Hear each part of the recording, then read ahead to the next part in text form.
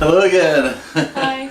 I'm back and I'm here with my daughter Maddie because she said to me today, she said, Dad, I want fried ravioli for dinner. And I said, well, you know, normally that would be a problem, but it's a good thing you live inside the Italian restaurant, so it's not a problem. Yeah. And we're going to make ravioli. And I said, well, the only way that this is going to work is if you help me make ravioli and we put it on a video. And so she agreed to that crazy plan. Here we go. I did. Alright, so I'm ready. Alright, so the first thing we're going to do is make a marinara. Olive oil into the Instant Pot. Rules on the sauce timing. 1 hour on pressure cooking on high is equivalent to like 2 to 3 hours of cooking on the stove top. Alright, so we're going to start on saute on high. Yeah. And no onions this time. Because I don't have any. They're optional to say that. It's kind of sad, but they I also don't have any ravioli. But we're gonna fix that problem, right? Or spinach. Or spinach. Yeah, it's gonna be plain ricotta cheese ravioli with Parmesan too. We'll do Parmesan, ricotta, a little oregano. That'll be the filling. I want to get the sauce going first. I just realized these are cherry tomatoes, so we have to blend them. So let's blend them on up. Okay, so while I blended up these cherry tomatoes, Maddie filled up half of one of those cans of water. Let's pour that in. We'll save that for a second. Okay, because we're not doing onions, I'm actually going to put this on low. I'm going to saute on low heat. Okay, let's prep the garlic. I'll put this out of the way. I know how to do that. Yeah? Kind of, yeah. Alright, go for it then. Really? How Yeah. How much garlic? Yeah. We're going to use one clove, one big clove. Two small ones, yeah. So I finally took the plunge and I bought the amazing Meissen knives. And these things are incredible. You want to be honest? Yeah. Okay. So she's going to smush it and then take off the little thing on the end that's kind of gross, the little part on the end. And then into the press, we're going to press that up finally. Meanwhile, the oil here in the Instant Pot is getting warmer. It's on low heat so we don't burn that garlic, which is super important. Okay, so, no, you want to press it right onto the cutting board, yeah. So you can get it all in there at once, so you're not like trying to clean the last bits out of the press right before you're putting it. So then, yeah, use that knife to scrape that press clean. There we go. All right, so I think we're ready to cook this garlic. So I'm gonna go ahead and put it in there. Yeah, go ahead. And we'll have the sauce ready. It's right here. Let's put out the fire. The minute that garlic's cooked, we're gonna put the sauce right here. It smells so good already. I just love the smell of tomato sauce. Have that wooden spoon, please. Yeah. Thank you, dear. All right, so that's cooking up all nice. And then you want to take a whiff of that? Let me know when you think it's ready. It's ready now. You think? Yeah, I smell it now. Whoa! A little aggressive there. This is why we wear aprons, right? Yeah. Splash zone is right. Okay. All right. Interesting. The sauce has seeds in it. Get that in the sink for me. That's not good. Okay, so I'm going to switch this now to pressure cook. 1 hour on high. I last did artichokes in here. 20 minutes. That's all it takes. And the artichokes came out amazing. Okay, there's a 1 hour pressure cook on high. Starting now. Okay, where do the sauces go in here? Sauces. Where do the sauces go in the spices? Oregano, salt, and pepper. Go for it. Okay. Do it. Oregano. How much? I don't know. A teaspoon maybe? Maybe I did more than that, but Some Worcestershire. is it this one in there? Yeah, so that's a really interesting umami mushroom spice from Trader Joe's that makes it activates your umami palate a little bit. I like using that in pretty much all my savory dishes. What else? Salt and pepper. Yeah. Do the salt. Yep. And about a teaspoon and a half of that. Same with the pepper. Dash of crushed red pepper. And maybe you can squeeze in about a tablespoon of paste too. That will be a delicious marinara. I would normally add some anchovy paste as well, but I'm also out of that. So it's going to be a pomodoro, not a marinara tonight. We're not going to have any fish in here. I really like that and onions, but Well, welcome to COVID-19. Now I have a market, where was this a one? beautiful market across the street, and they have everything we could ever need and more. But we're not going there because of our strict stay-at-home orders. Okay, we'll put a lid on that for an hour. Okay, while that's going, we can start the next step, which is going to be Making the dough. the dough. Okay, so this is the part you're excited about, right? Yes. Let's clean up for a second here. We're going to make the ravioli dough. So Maddie, you're going to put in a cup and a half of flour. It's our KitchenAid mixer. We're going to crack in 2 eggs. Let's put some olive oil, about maybe a tablespoon to 2 tablespoons of, let's say about, a tablespoon of olive oil, and some salt.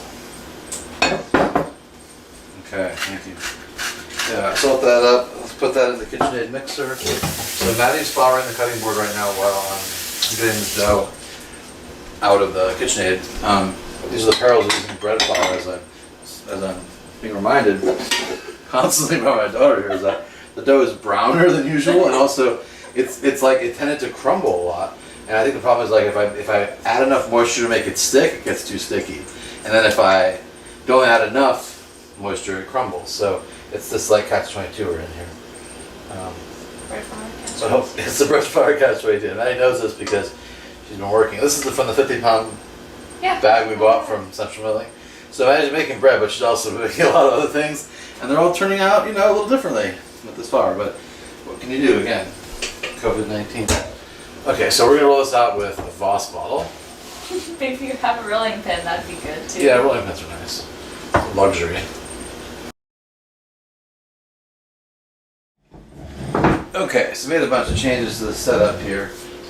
Maddie's going to hang out over there and be my assistant from that side. I'm going to flour this other cutting board surface here. Can you spread that out for me? Thanks. And then we have our nice pasta that we put here. Hopefully it's thin enough to get it through the machine. It's supposed to like catch it, right?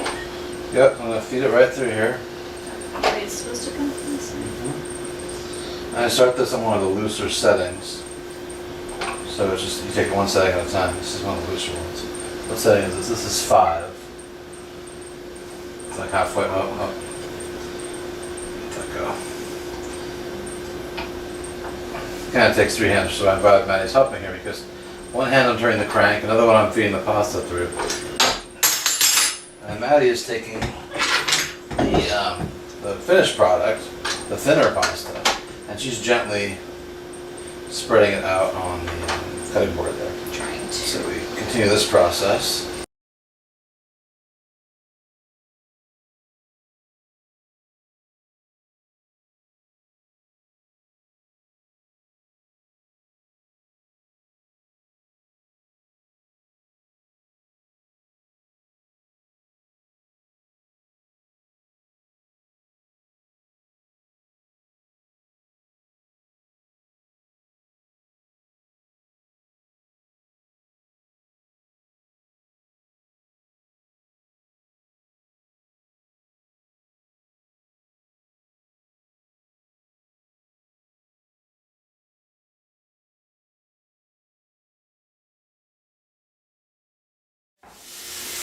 Okay, we're now going to make the filling, and it's going to be very simple.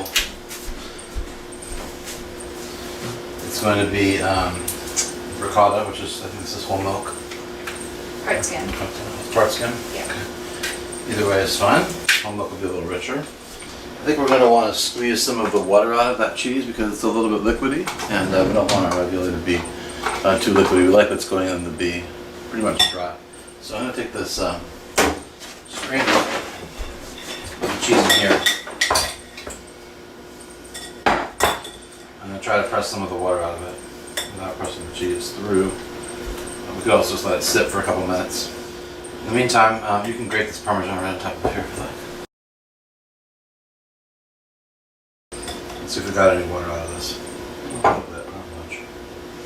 There we go. So that's kind of this is the wet part of the cheese I really want to get rid of. kind of just like scraping it off the bottom of the strainer here. Okay. All right, let's dump everything into that bowl, Maddie. So we have ricotta, parmesan.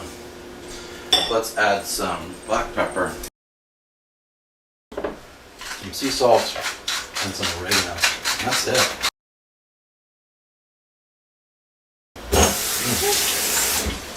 Yum. Okay, that tastes great. Yeah, you like it? Mm-hmm. Yeah. It's really rich, it's yummy. Okay, so what we want to do now is we'll take we'll boil some water. Yeah? Let's boil some water. It's exciting. Okay, so this is what I'm envisioning. The line down the middle, like this. I'm not going to cut this, I'm just going to score it. And then maybe we get like this, and like this. You see it? You see the vision here? Mm-hmm. So 1, 2, 3, 4, right? So this 4x2 grid of 8 ravioli. And then we'll put this other grid right on top of it. So this is how we're going to fill this. We're going to put the filling only on one side, and then we're going to top it. So I would put the filling on this side. Okay. We'll fill these up. We don't want to overfill them, that's really important. Yeah. And that's probably too much. maybe a teaspoon to a teaspoon and a half per ravioli. So I layered the top sheet on. I'm going to cut it right down the middle now. Pizza cutter. And then we'll cut it this way.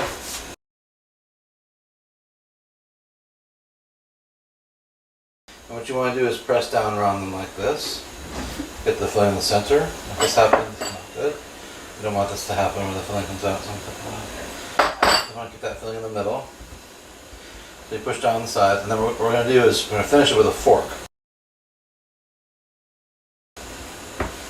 There you go. So you depress around the sides of the fork. And that seals it together and keeps that filling where it belongs, on the inside, not in the middle of your pasta water. Right? Right. Right.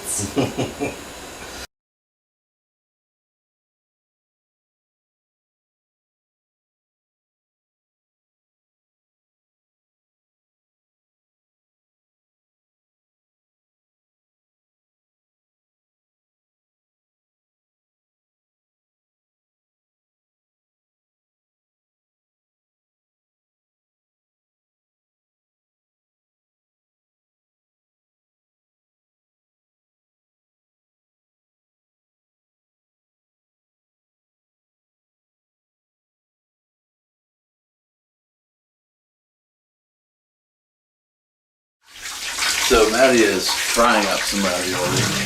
I'm going to boil some ravioli. We have 2, 4, 6, 8, 10, 12, 13, 14, 15, 16, 17, 18, 19, 20. I guess we got 23 ravioli, 25 if you count the 2 that kind of didn't make it and got consumed. I'm going to depressurize the tomato sauce and get that going. Pomodoro.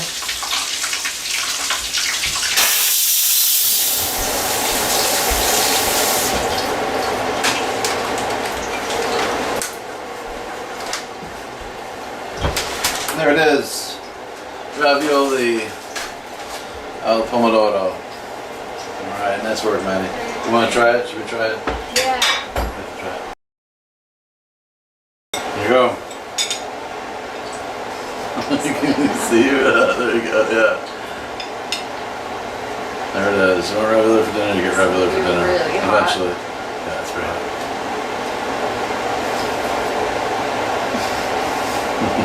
Legit? Yeah, alright, I'm gonna try it too. You look at the cross section there with the cheese. There we go. Yeah. Perp, perp, perp. Alright, this one's going down the hash. Even with the bread flour, it's still good. Mm-hmm. Now you're gonna say bread flour is not that different. Bread flour is not from that regular different. Nice work. Buon pranzo.